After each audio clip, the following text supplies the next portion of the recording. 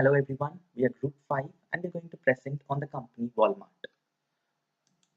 Our team has Javier, Mohammad, Harsh and me, Madan. Now let's see how a traditional food company or the food value chain works. First comes the input company where there are seed companies and fertilizers which are bought by the farmers. The farmers sow the seeds, reap the crops and then sell it to the traders. The traders in turn sell it to the food companies who use it for manufacturing and processing food. The processed food is stocked up with the retailers where the consumers go to the stores and get the food they want. Now, what happens when a company like Walmart, with over half a trillion US dollars as annual revenue, comes into this value chain? Currently, Walmart is present in over 25 countries and it has about 200 million customers every week. What it does is that it tries to control the entire value chain, starting from the input companies to the way it reaches the customers. For example, Walmart has filed patents for pollinator drones, which are a form of irrigation, which is not its core industry, but still it has been doing investments in order to control the entire value chain. Another example is the kind of seeds they invest in order to get better benefits and yield for the farmers. As currently we see, Walmart has 25.3% market share in the US supermarket chains, whereas the second closest competitor is a mere 8.2%. But how does Walmart achieve its feat? The secret lies in its strategy. It follows a cost leadership strategy where it ensures that its prices are the lowest among all its competitors. It's achieved through a chain of four things. One is through bulk orders and relationship with suppliers. Two, through the logistic network that they have established. Three is ensuring that they have the lowest price among the competitors where they operate on scale and not on margins, which in turn help them get a high customer base and a very high brand value. But as we all know, world is constantly changing and even a giant like Walmart needs to adapt itself if it has to stay in the market. So what are the typical developments we can expect in the future? First, in the sourcing department. Walmart has promised several governments that it will source from the local communities in order to sustain them. Next is investments in future technologies like blockchain in order to enable traceability. One thing that helps Walmart maintain its competitive advantage is store management. So introduction of AI and automated warehouses are the way forward in this category. Next is the customer experience, which is critical in the retail industry. With the introduction of digital and information and content marketing, more and more data is being provided to the customers so that Walmart can retain its brand value and as the number one brand among the customers. The key players who help Walmart provide services to its consumers are its suppliers. Now let's see how they are segmented. First, in terms of risk and power. The first box is a leverage box, which includes fresh goods suppliers like farmers, manufactured goods like FMCG companies, and branded goods like electronics, clothing, etc. They provide high value to the business, but they are easily substitutable, which provides leverage to Walmart. Next are strategic partners. This includes truck companies and other logistic companies, players, IT companies like Microsoft, IBM, etc., and last mile delivery platform like Bring. Here, Walmart forms a long-term relationship with them and works closely with them. The third one is a non-critical box. This includes all sorts of things that doesn't directly add value to the business. It includes security, cleaning, lighting, carts, shelves, staff, etc. And the bottleneck for Walmart is mainly expansion. Due to different regulations present in the country, procuring land is a big deal and real estate suppliers play a key role. Next is in terms of continuity and involvement. When we see a low involvement, high continuity sector, it includes all the FMCG products and other multinational brands. Whereas a high involvement, low continuity includes all the strategic partners along with the farmers and private labels because Walmart directly interferes in their operations and provide them with inputs in order to increase their efficiency.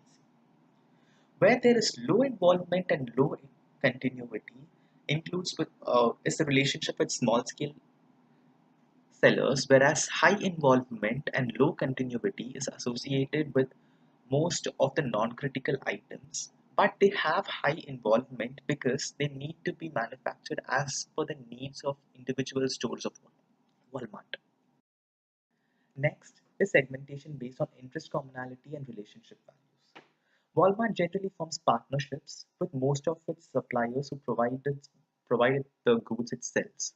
For example, the manufactured goods, the branded goods, the private labels, fresh foods, etc. It also forms partnership with the home delivery platform because Walmart sees this as the future of the retail industry. It has a friendly relationship with logistics, IT systems, etc. because they have a hand in hand growth and the revenue of one in turn helps the other. The rival relationship is with the landowners and real estate suppliers because they tend to sell the land for a very high value, whereas Walmart wants to procure it for a relatively low value. And an acquaintance relationship, that is a relationship with low commonality and low relationship value, is with all the non-critical sellers like sellers who sell cards, stationery, copy machine, etc. Now that we saw how the suppliers are segmented, let's see what's the purchase process involved. First is specification defining. Since Walmart is a global, well-renowned brand, there are a lot of specifications that it has to stick to. And it also provides designing solutions. Next is selection of supplier. It's a very meticulous process and each supplier is minimum required to fulfill three conditions, that is insurance, food and safety. Next is the contract agreement. They enter into a minimum 1 year contract and they have exclusive contract agreements. Next is the ordering. It is all done online and digitization helps Walmart keeps its costs low and also have a very dynamic model both in terms of inventory management as well as in terms of supply management.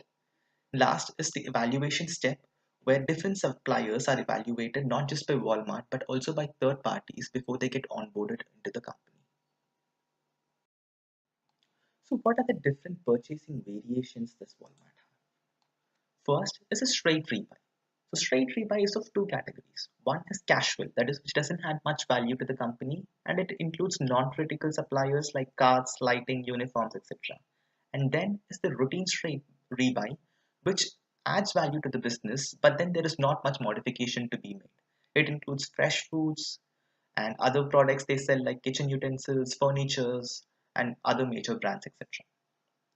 Next is a modified rebuy. It could either be simple or complex. Simple could be for FMCG suppliers where mild modifications can be made in the contract or in the quantity supplied. Whereas complex rebuy involves IT systems, logistics, etc., where fuel, the number of trucks, and in terms of IT system, storage, processing power, etc., a lot comes into the picture. The last type of variation is the new task. This could be strategic, where new vendors are brought on board, like Bring, that is a new platform for last mile delivery, or it could be judgmental, where they are moving into an altogether new technology because that's where they feel the future is moving towards. Now that we have seen the different types of suppliers and purchases Walmart makes, let's now decide how it chooses its suppliers. There are three evaluation tools used, and the first one is weighted factor rating. This is generally used for someone who has a leverage relationship with Walmart because they have a lot of choices and there is high competitiveness among suppliers, which gives them multiple parameters to rate them on and they can choose the most efficient supplier. Next is a strategic fit. So there are a lot of intangible investments that Walmart has to make, like in terms of last mile delivery or be it in blockchain, etc. So here, a strategic fit tool is used because a long-term mutual development is essential in this field. The last one is the ranking method, and this could be used both for real estate dealers as well as for suppliers who do not add key value to the business, like the non-critical suppliers. Let's see how factor rating method could work for a fruit and vegetable for choosing the fruits and vegetable suppliers in a state like California. So first are the factors, and each factor is given an importance. So for Walmart, it's looking towards the future where they will give the highest importance to the technical approach of the farmers and as well as how tech savvy they are. Now, let's say they have three suppliers: Bajaj Produce, Westlake Produce, and Valley Fruits and Company. So, based on their skills, each of them are allocated a score, and then the weighted score is taken based on which the supplier is chosen. In this case, Valley Fruit and Company has the highest total score because they have the best technical approach, technology, and they're also doing decently in other fields, because of which Walmart procures fruits and vegetables from them. Now let's see how Walmart uses the strategic fit tool. It has partnerships with IT giants like IBM and also with small-time IT players like Bring, and recently it teams up with Waymo in order to invest in shortlist driverless rides for the last mile delivery. But how does it typically work? It includes five key categories which they look for fit. First is the core, that is the trust. Next comes honesty, and the third one is goals alignment. Since it's a long-term partnership, it's essential that the goals of the partner are in tandem with the company's goals. And of course, the technical capability and scalability are essential given how tech savvy and how big the company is. Now that we have seen how Walmart satisfies the consumer needs and how it evaluates and chooses its suppliers, let's see where it falls in the current scenario. First are the strengths. Given the IT partners and Walmart Lab investments, the innovative technology is cutting edge. The logistics systems is the best in the world, which gives the competitive advantage to Walmart. Sales is very critical in this field, and Walmart has a very good HR management. Walmart is present in over 25 countries and they're doing really good on the global expansion front. They have a huge customer base, and Walmart is 31st known brand in US, and they have a wide category of products. Now, what are their weaknesses? First is a negative association. Because some company does something wrong somewhere in the value chain, because the consumer buys products from Walmart, it's the brand name of Walmart that gets tarnished. The second major weakness is the online shopping and home delivery inexperience that Walmart has. It has been late to venture into that forum, and currently it's not their strong front. The biggest threat currently is Amazon. Now that Amazon has become the biggest company in the world in terms of market share, they are competing financially as well as taking away the market share of Walmart, which it has retained across decades. And also, the trade regulations and political problems in different countries is not allowing Walmart to expand in the way it would like to. And what are the opportunities for the future?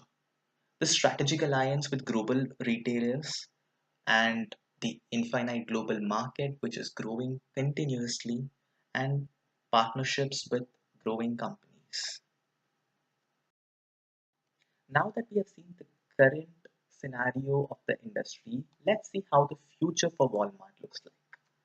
The strength for the future is, of course, going to be the global expansion that they have and also the investments in the new technologies that they have made.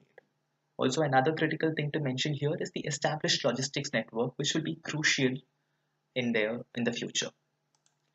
The weakness is the easily copied business model of Walmart. There are a lot of companies and a lot of other local players in different parts of the world who are copying Walmart's business model, and being cost leadership being the strategy, there is nothing that differentiates Walmart from other competitors. The opportunity is going to be the retail business and home delivery because this sector is projected to grow in a huge way in the future. And the biggest threat is still going to be Amazon now that Amazon has overtaken Walmart in its share, in its market share. Now let's rank the important trends for the future. First one is going to be customer empowerment and convenience, which Walmart is taking care in terms of traceability, the information and data given to the customers, and the digital investments. Next is a global expansion of products, which again Walmart is doing, but the hindrance here will be the regulations and political situations. E-commerce, which is again Walmart taking care of by partnering with online platforms like Bring. Next is traceability, a part of customer convenience and empowerment again, which Walmart has invested in blockchain for. The last one is a threat, which is self-cannibalization due to the massive size. So when you have two stores already, and when you're opening two more stores, the output of the earlier two stores are going down. And this is a trend that is being observed across most Walmart stores. Having said all this, Walmart is making the right investments, partnering with the right suppliers, and having a great business model. And the future for the company would be great. Thank you.